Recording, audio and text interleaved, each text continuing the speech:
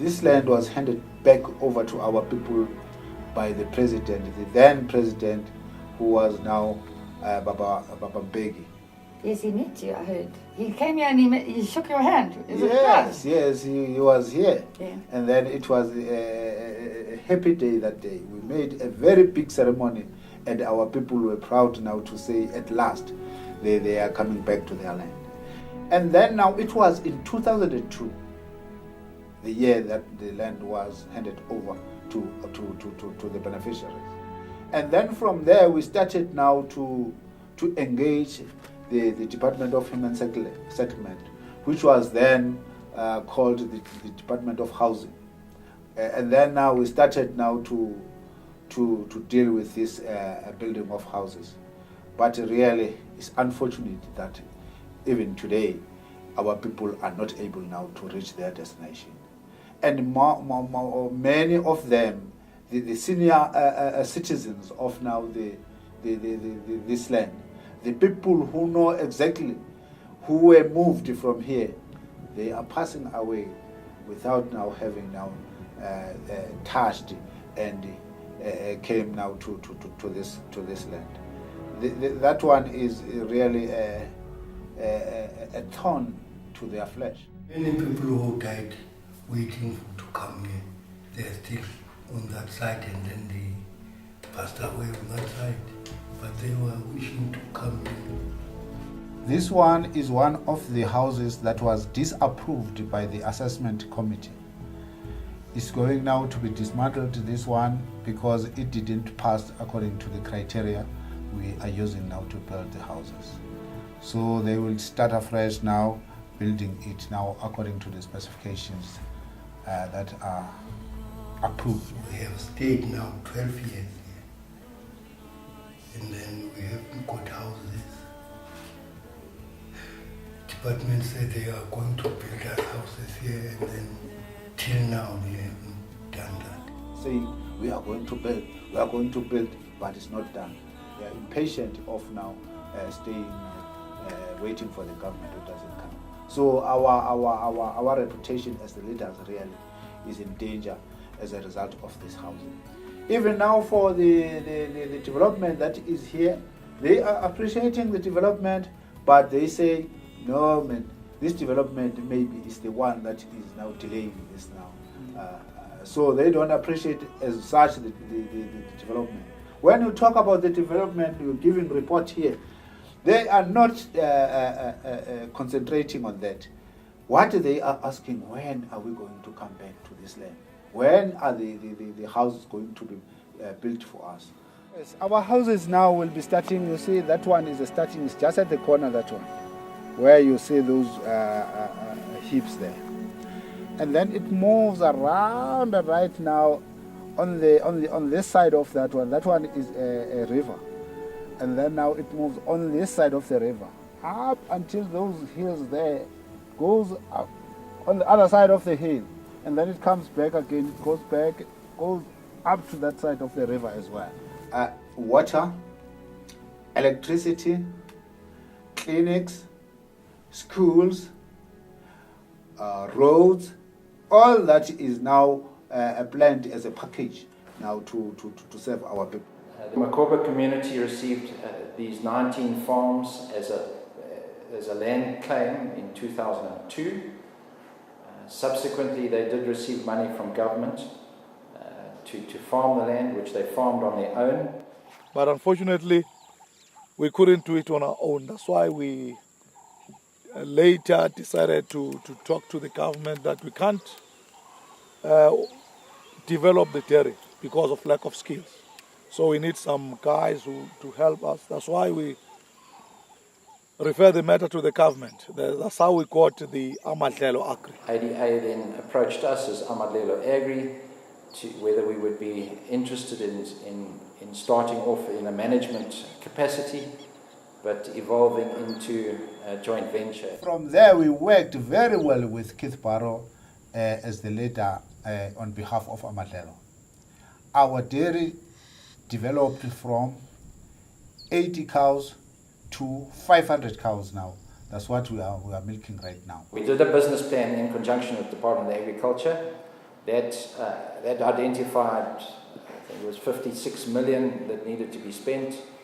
That was cut down to 21 million, and the focus was to be on dairy and maize. We were given a week to move in and take over from the 1st of April. At that stage, there were 20 cows here in the dairy.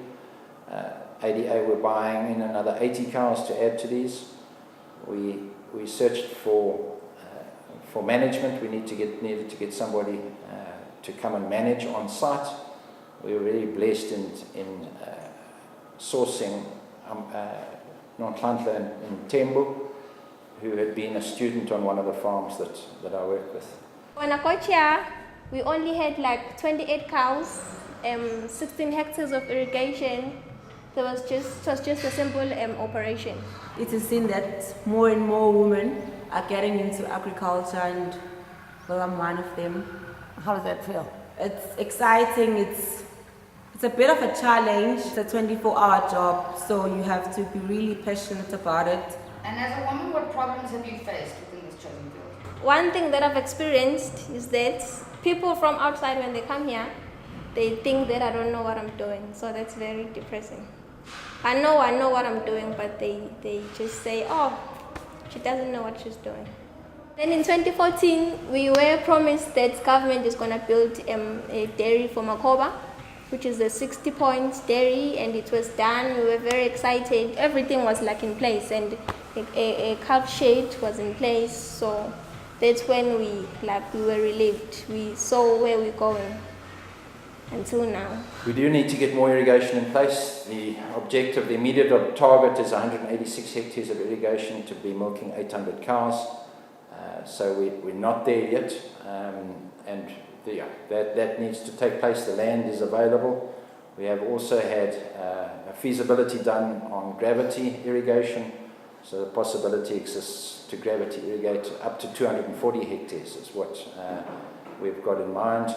Again, that needs capital to do, but clearly it would really optimize the profitability of the dairy, which is a really big concern. The dairy needs to be the backbone of what's happening, and the dairy milk production, really, from a production point of view, needs to be the backbone of what we're doing.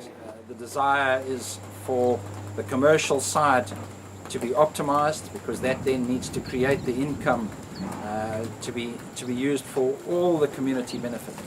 There being 1,400 beneficiary families, it would be difficult to give each one a portion of land, and I'm sure each family wouldn't farm a piece of land. So it would end up with perhaps 50 or 60 families farming the land, and the other families then don't benefit from the land.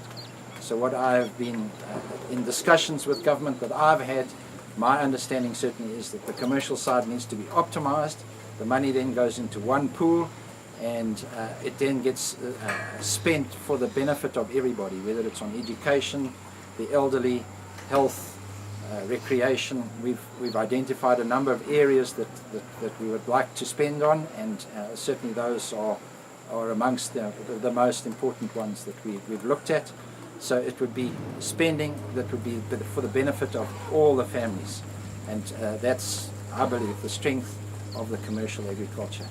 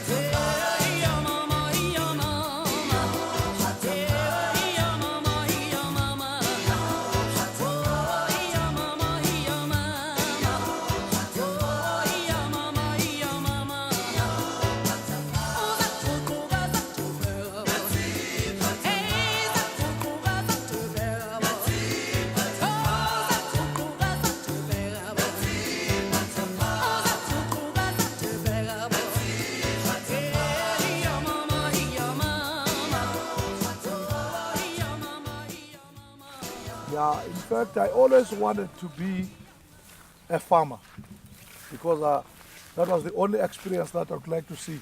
More especially to be a commercial farmer, not just a normal farmer. Because our main thing was to make any enterprise grow in order to feed the 1,400 beneficiaries that we have. Feeding the beneficiaries, we're not going to give them dividends as beneficiaries, but we want them to learn how to open up their own enterprises, want to organize them into cooperatives, so that they generate their own produce, sell it to the retail shops, sell it to the market like a commercial farmer. The first thing, Yeah, what would be the I'll first get thing? myself a tractor. Oh, yes? Yeah, I'll get myself a tractor, build a shed, an average shed for keeping my... Why I want a tractor is because it's very important that you must prepare your feed at the right time. For now, because I'm using a tractor that we're sharing with the garden, sometimes I become a little bit late in terms of the season to do my what I call planting my pastures. So I need the tractor that will be dedicated to the project so that I can work and do things timelessly. Kumasphengane Makhoba, ngihlala kwaMakhoba, sisebenza apha kumnandi, kusebenza wethu siphatheke kahle, ngizizwa ngijabulile njengoba nibona nje kusebenza wethu kuhle kumnandi, ngiyabonga. This part of the land we were planting potatoes, and that side it was a cabbage and a spinach. It was planted last year, October. So maybe sometimes if we're planting here, we just employ a lot of people, mostly a youth. So the people from Lesotho, they want to buy a lot of food from us here. So now, because we have to fulfill our market in South Africa first before we give that people. So we stopped them because we didn't plant enough food so that we can supply another country. So far, we only just selling around South Africa. But the next coming season, because they need a lot of food and their market is too big. So because we are growing here, we are new in this business, so since they got this land, so we are trying by all means to market as much as we can so that we can just grow up. In planning the design of the building, the milking parlour, we made provision for a milk processing area here. We'd also like to have, over on the other side there, the plan is for cool rooms. Clearly we need to have cool room facilities. So this would just be a floor, well drained with two tanks essentially in it, and the pasteurizer, and then cold room facilities on the other side, packing and cold room facilities on the other side. We would like to create as much employment as possible, but also entrepreneurs. We need to encourage entrepreneurs to get established. So we see this as another area that the community can benefit. We've got a maize enterprise and we've got a dairy enterprise. The maize, however, we don't have the facilities to mill our own maize and to feed to the cows. So at the moment, these tanks take in, we get deliveries of bulk feed, which gets fed to the cows. What we would like to do is to establish milling facilities up at the top, just behind here, to be able to harvest our maize and put into the silos, to mill it and then feed to the cows. The maize is in place. We've also had a soil survey done to establish how much maize area could be planted. It would appear there's at least 1,200 hectares of maize area available. Presently, we're cultivating about 700 hectares. 2 years ago, I got involved with Keith and Nathan to plant the maize crop of 700 hectares for the dairy and for commercial maize. Successes, the maize crop last year, we averaged 6.9 tons, and this year we should get to 8.5 or 9 tons. Once all the farms are back in Makhoba's hands, we're going to plant up to about 1,500 hectares of maize and start a beef production.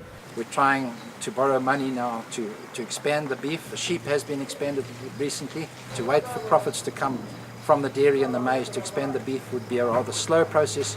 We would like to speed this up as quickly as possible.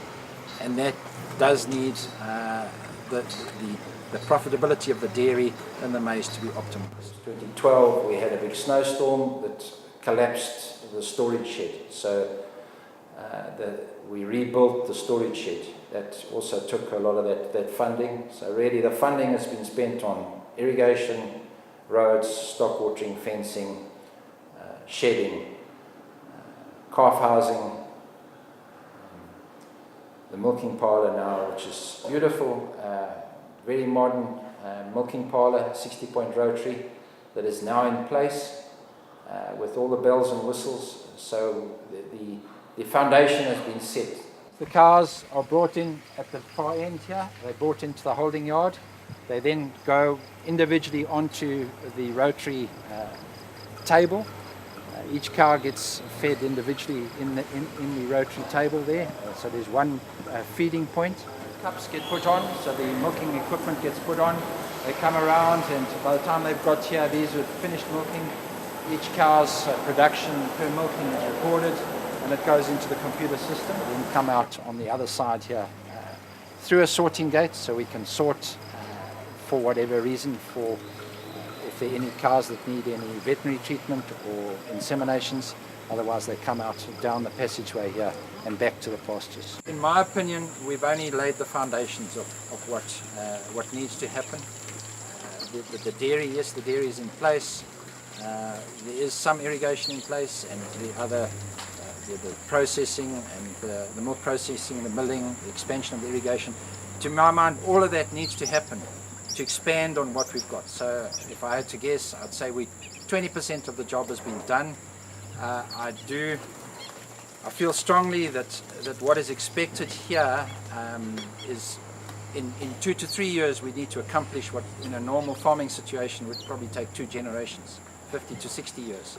So yeah, we've got to do a lot, cover a lot of ground in a short space of time, and to do that definitely additional funding is needed.